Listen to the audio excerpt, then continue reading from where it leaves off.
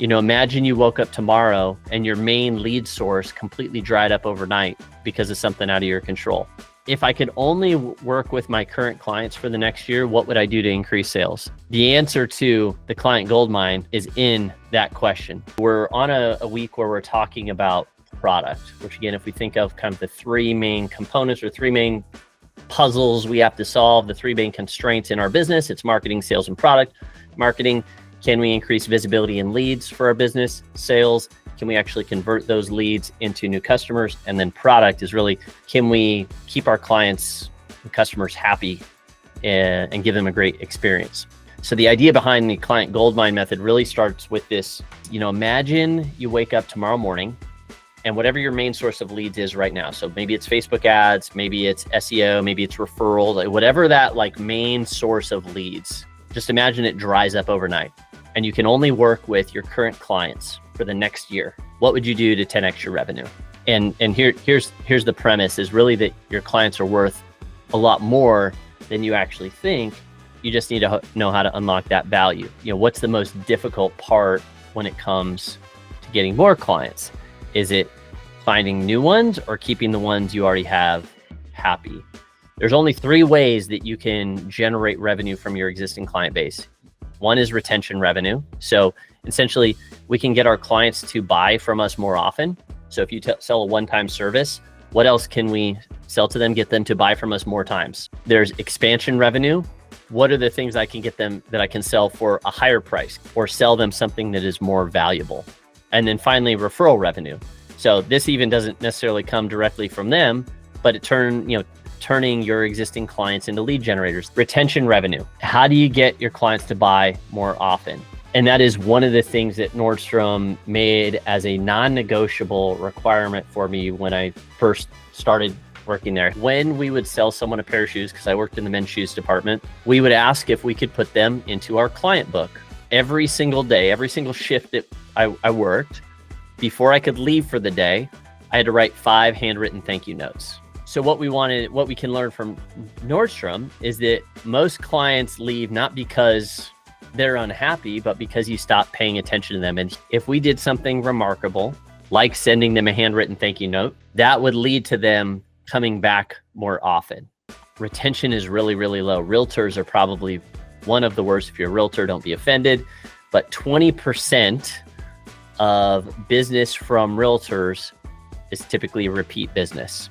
Retention tends to be really, really high, even for average producers. Top producers can be north of 90%. But here's the problem. Even with a really high retention rate like this, you've got to worry about something called the growth ceiling. The growth ceiling formula is this.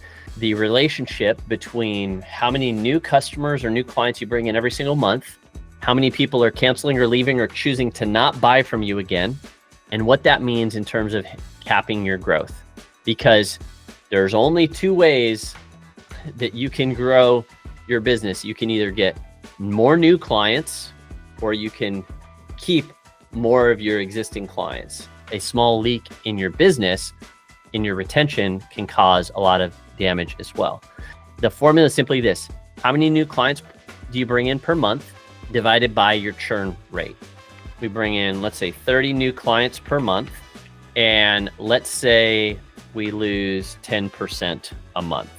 That number is going to be 300 clients. So you start the month with 300 clients and you gain 30 clients throughout the month, but your churn rate is 10%. 10% of 300 is what? 30. So you got 30 clients, you lost 30 clients. You stayed right at 300. That's your ceiling. You can't grow beyond that. What this formula tells you, you cannot grow infinitely unless you keep retention under control. The bigger you get, the more revenue that you do and the more clients that you acquire is more noticeable. That's kind of like the sink that the drip, drip, drip initially in the first 10, 20 minutes didn't make a big difference. But over hours, when that sink filled up and overflowed and seeped into the drywall, that's where it really showed up. The same is true in business. The Nordstrom check-in system. So be a human being. Look out for some retention triggers, some things where you could reach back out to them. Most clients don't leave because they're unhappy, but just because you stop paying attention to them. So implementation, set some calendar reminders look for some, maybe some client milestones, like when they might have a life change or family moves. Expansion.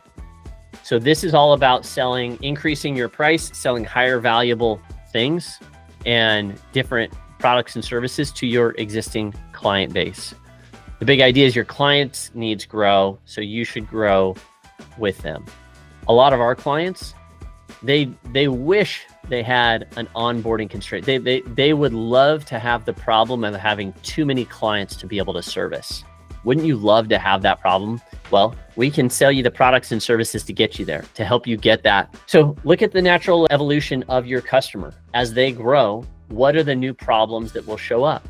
And you can also consider partnering with some non-competitive businesses kind of in your space that serve your same exact client that maybe aren't a direct competitor. Partner offers for cross promotion, you can either get paid literally as like referral commission. So sometimes some businesses will do that. They'll have a referral agreement where, hey, I'm a dog trainer, you're a dog groomer. I'll send you clients, you send me clients, we'll refer back and forth.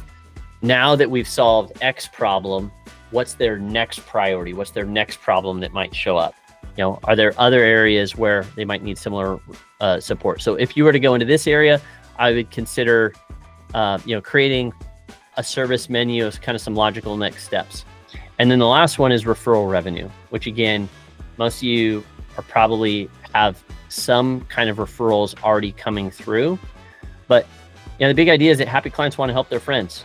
And this is something that you could do on a quarterly basis. You could go into GrowthMap and look at like, okay, hey, who are all of the clients that we've served over the last 90 days? Let's just drop a simple text message to those folks. Social proof is a great one. This is where like posting to social, hey, we just finished with so-and-so. You can tag that person. We just helped them get this result. If you know anyone facing a similar thing, go ahead and send them our way. I think he was a contractor that did this. I thought it was pretty genius. He was in his car. He called his client and he had a microphone and he was recording it, where he calls the client and goes, hey, how are things going? Just checking in. I'm just curious from your perspective, what have you loved like working with us? Why'd you choose to go with us? What's your questions? And because it wasn't like this big formal thing, he got some really authentic answers, got it on recording. And again, I'm gonna assume after the fact, after he finished that recording, he's like, hey, I really appreciate it. If you know of anyone that's dealing with XYZ and you talk about the same exact problem they just mentioned, obviously would love it if you would send them our way. And just by being top of mind, just by doing that outreach, which are some of the other things that we talked about, like the Nordstrom idea of sending this handwritten thank you notes, by being top of mind, you're naturally going to get more referrals. If I could only work with my current clients for the next year, what would I do to increase sales? Choose one of those multipliers. Maybe you're going to focus on retention revenue. Hey, how do I get my clients to buy from me more often? Maybe you're going to focus on expansion revenue. How do I increase my prices or sell them different things? Or maybe it's option C.